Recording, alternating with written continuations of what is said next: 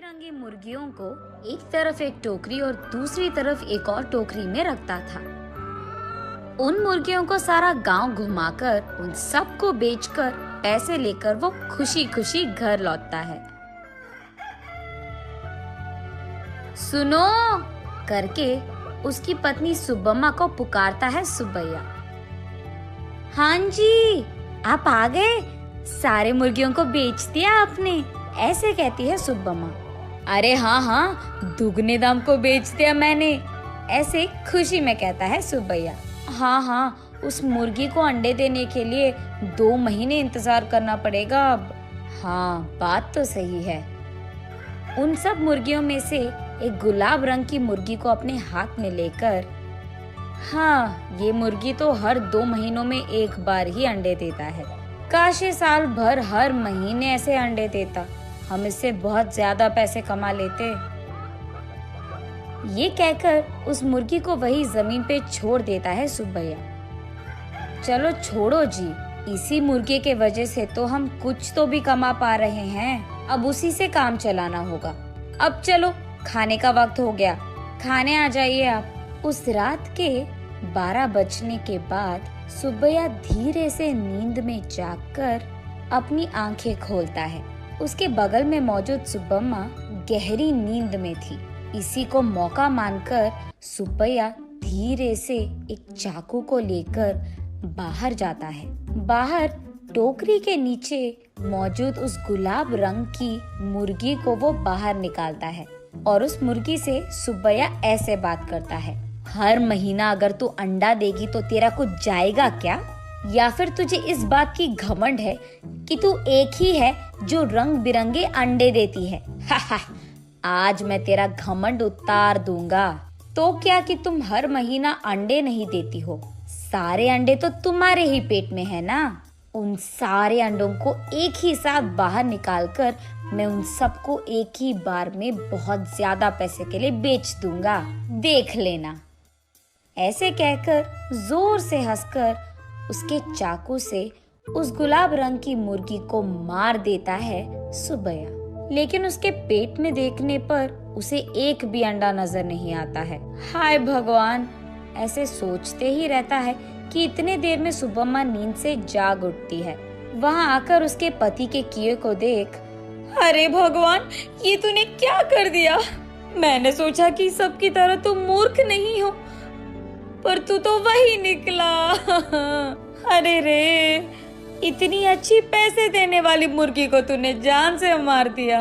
अरे रे, सोने की बतख की कहानी कभी सुनी नहीं है क्या तुमने? हाय भगवान, ये मेरे पति ने क्या कर दिया? तुझे लालची बनने की क्या जरूरत थी? ऐसे वो रोती रहती है कि इतने में ए सुनो, क्या कर रही है तू? सुब्बम्मा उठो, क्या हो गया तुझे? सोते हुए इतनी जोर से चिल्ला रही है, पागल हो गई है क्या?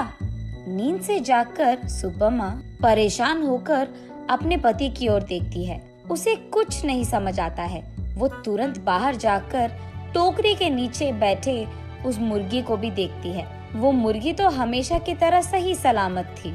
ये देख सुब्बम्मा अंदर आकर, ओह, ये सब सपना था, मैंने तो सच सोच लिया था इसे, ऐसे कहती है सुब्बैया से। क्या सपना, क्या सच की बात कर रही है? आधी रात को मुझे उठा दिया तूने अच्छी नींद से। चल जाओ, सो जाओ अभी, कहता है सुब्बैया। अरे जाइए ना आप भी, मुझे तो बुरा सपना आया कि आपने उस मुर्गी को जान से मार दिया, क्योंकि आप लालची बनकर उसके पेट में मौजूद अंडों को निकालना चाहते हैं। मैं कितनी घबरा गई पता है आपको? मुझे क्या पता था कि वो सपना है, मैंने तो आपको बहुत डांट लिया, ऐसे कहती है। हाँ, ठीक है। वैसे मैं उस मुर्गी को क्यों मार डालूंगा? मैं क्या पागल हूँ? वैसे मुझे तो हमारा अतीत बहुत अच्छी तरह से याद है। आज अगर हमें चैन की नींद मिल रही है तो वो उस गुलाब रंग की मुर्गी के वजह से ही है। उसको मैं क्यों मार डालूंगा? चलो सो जाओ अभी, तुम और तुम्हारे सपने। ऐसे कहकर सुब्बैया सो जाता है। लेकिन सुब्बम्मा वही बैठकर अतीत में चले जाती है। एक समय में सुब्बम्मा और सुब्बैया दोनों मुर्गियों का व्यापार करते थे।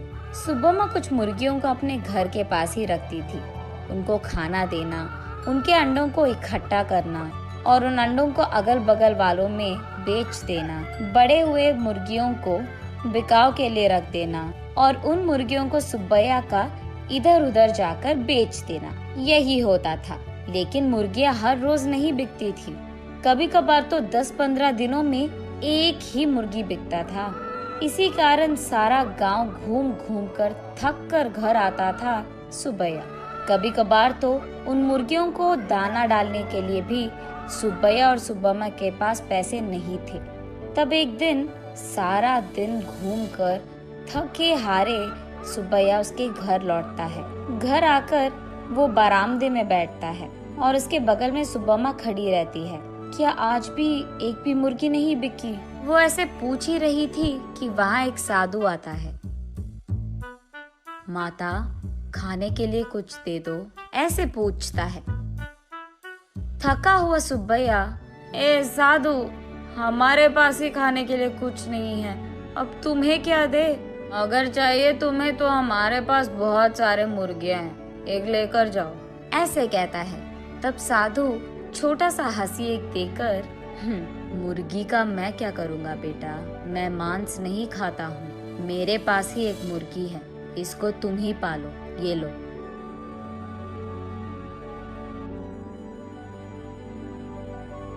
ये कहकर उनके हाथ में मौजूद एक गुलाब रंग की मुर्गी को उसके हाथ में देता है। मुड़कर देखने से पहले ही वो साधु वहाँ से गायब हो जाता है। सुब्बैया तब उस गुलाब रंग की मुर्गी को देख, इस तरह की मुर्गियाँ भी मौजूद है क्या? अगर इसी रंग के मुर्गियाँ हमारे पास होंगे तो हम उन्हें दुगने दाम में बेच पाएंगे, ऐसे कहता है सुब्बम्मा को देखते हुए। हाँ चलो ठीक है, अब हमें इस प्रकार के मुर्गी कहाँ मिलेगा? वो साधु मांसाहारी नहीं था इसीलिए दिया उसने, वरना इस रंग की मुर्गी हमारे पास कहाँ से आता? ये कहकर उस मुर्गी को वही एक टोकरी में डालकर वहाँ से चले जाते हैं। अगले दिन देखने पर वो मुर्गी अंडे देता है। ये देख वो दोनों उन सारे अंडों को एक जगह इकट्ठा करके रखते हैं। कुछ दिन बाद उन अंडों से बाहर आए मुर्गियों को देख सुब्बम्मा आश्चर्यचकित हो जाती है। अरे सुनो, इधर आइए आप, सुनते हो? अरे कहाँ हो आप? इधर आइए जल्दी, ऐसे वो अपने पति को पुकारती रहती है। अरे क्या हो गया? ऐसे चिल्ला रही है जैसे कोई मर गया, क्या हो गया?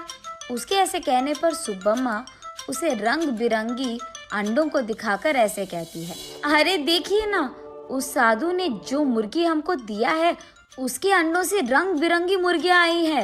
ये कहकर सुब्बम्मा उन मुर्गियों को सुब्बैया को दिखाती है। चलो अच्छा ही हुआ, भगवान की कृपा हो या साधु की, हमारे लिए तो ये भला ही है। चलो हमारी मुश्किलें तो खत्म हो गई। आज ही मैं इन सारे मुर्गियों को बाजार में दुगने दाम पर बेचकर उन पैसों के साथ घर लौटूंगा। सुब्बैया जो रंग बिरंगे मुर्गियों को लाता है वहाँ के गांव वाले कभी नहीं देखे थे। इसी कारण गांव वाले सारे बहुत उत्साह से हमें चाहिए तो हमें चाहिए ऐसे एक दूसरे में बहस करते हुए सुब्बैया के पास जाते हैं।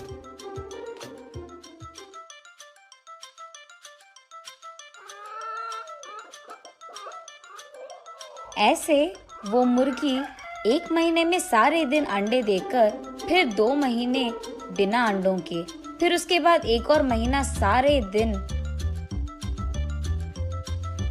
अंडे देते हुए रहती थी। अब उन्हीं महीनों में सुब्बैया भी अंडों को जमा करके उन्हें बाजार में बेचता था। ऐसे ही कुछ ही दिनों में पति पत्नी दोनों कमाए हुए पैसों के कारण चैन की नींद सोने लगते हैं।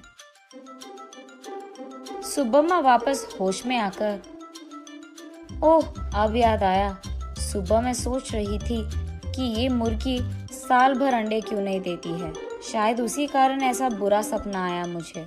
ये सोचकर वापस गहरी नींद में सो जाती है सुब्बम्मा।